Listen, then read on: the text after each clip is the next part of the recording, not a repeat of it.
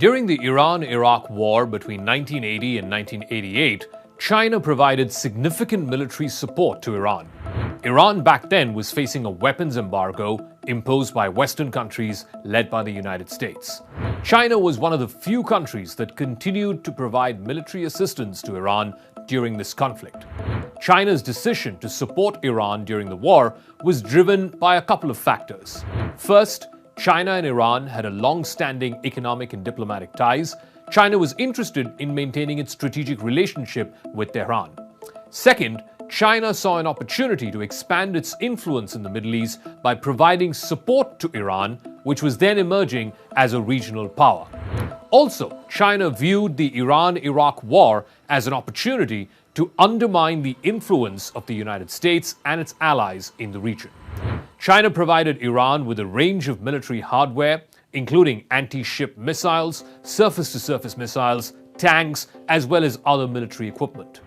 China's assistance was critical to Iran's ability to resist Iraq's military aggression and ultimately emerge victorious in that war. Cut to today, 40 years later, China and Iran have a comprehensive strategic partnership. Iranian President Ibrahim Raisi was in Beijing this week, one of the first heads of state to visit China since it opened up after the easing of COVID restrictions. The relationship between Tehran and Beijing has taken on renewed importance in recent years because of a combination of factors, including the US withdrawal from the Iran nuclear deal and China's growing global ambitions. Iran sees China as a reliable partner that can help it weather economic sanctions as well as reduce its dependence on the West. China, on the other hand, sees Iran as a key strategic partner that can help it gain greater access to the Middle East. How is this increasing Chinese diplomacy with the Middle East being viewed by Washington? On Crux Decode, can China balance both Iran and competing Arab powers like Saudi Arabia? With Washington's own ties with traditional ally Saudi Arabia in a rather fraught state, can China step in to fill the void? And are smaller but powerful Middle Eastern countries like Iran and Saudi Arabia just simply playing China off America?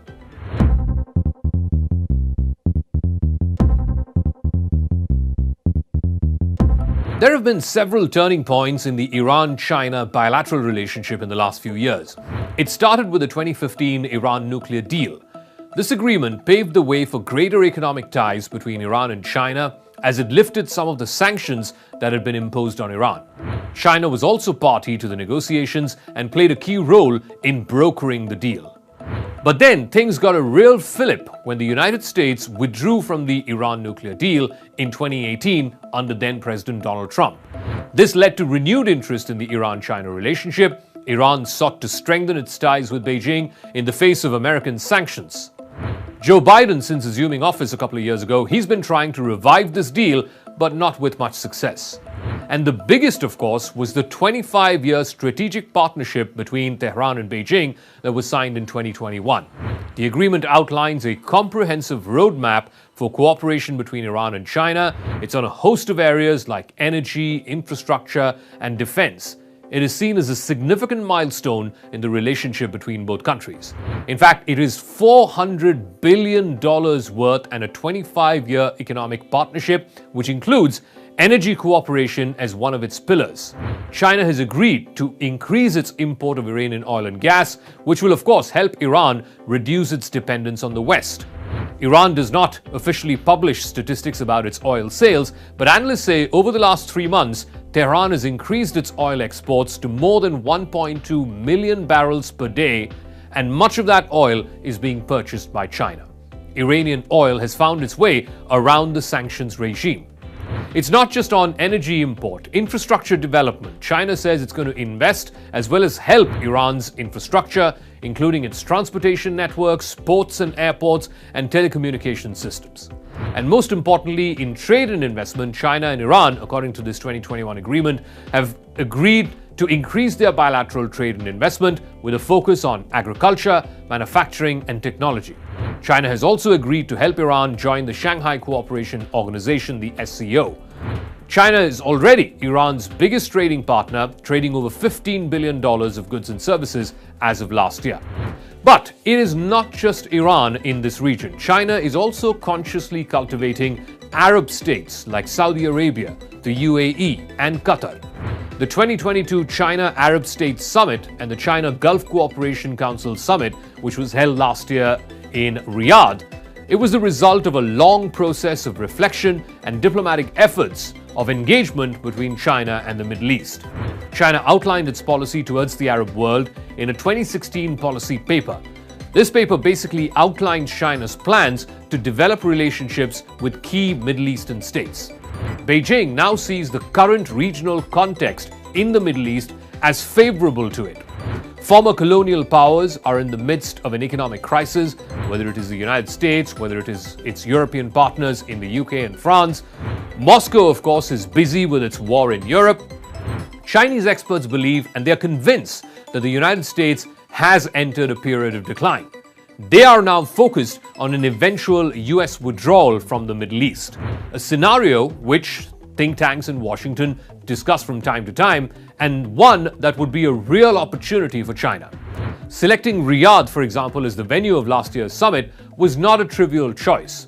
Beijing has understood the special role of Saudi Arabia as the guardian of Islam's holy places. If only for symbolic reasons, it must transcend these political quarrels and crises. China's diaspora is already in place, particularly in the United Arab Emirates. There are more than 300,000 Chinese nationals there. There are 4,000 Chinese businesses that are registered.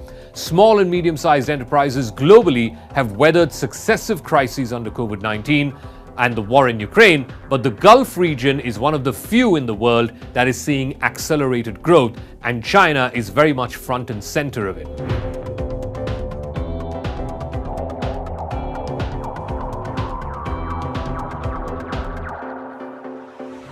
The Arab world is concerned about the specter of a new Cold War between China and the United States. And this is a Cold War where they fear two-way geopolitics is becoming almost like an obligatory choice between the East and the West, and smaller countries, whether in the Gulf or anywhere else around the world, do not have a choice but have to pick a side. None of them have forgotten that the former Soviet Union, for example, at the height of the then Cold War, abandoned its supposed Arab brothers when the Berlin Wall fell. As for America's interventions, they have brought down dictators from Saddam Hussein to Muammar Gaddafi, but they have left behind unresolved and perhaps even unresolvable civil wars in the region. Riyadh is prepared to make strong gestures even if it's not well received in Washington. The Sino-Saudi oil agreements that were signed in November were denominated in yuan, the Chinese currency, not in American dollars. For its part, Qatar, which is a traditional ally of Washington, has just concluded a $60 billion LNG deal with China. The relationship between US President Joe Biden and Saudi Arabia's ruler, Crown Prince Mohammed bin Salman, has been strained because of a number of issues, not least the murder of former journalist Jamal Khashoggi in the Saudi consulate in Istanbul. Biden had publicly rebuked MBS during his last trip to Saudi Arabia. There have been disagreements over energy prices as well. The Biden administration is taking steps to move away from fossil fuels, and that, of course, is burning a huge hole in Saudi Arabia's pocket, which relies heavily on oil exports. The US has even suspected, and said so publicly, that Riyadh is hand in glove with Moscow in OPEC Plus and deliberately keeping the price of oil high. But if today the United States finds itself having to deal with China at every turn in the Middle East, it only has itself to blame. The US pulling out of the Iran nuclear deal in 2018 created an opportunity for China to cement its ties not just with Tehran, but also gain a foothold in the region.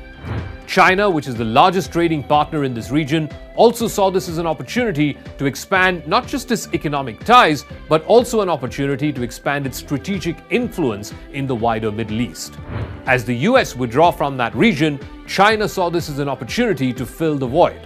Having lost Africa to China, America is now forced to fight the dragon for control of turf in another region of the world.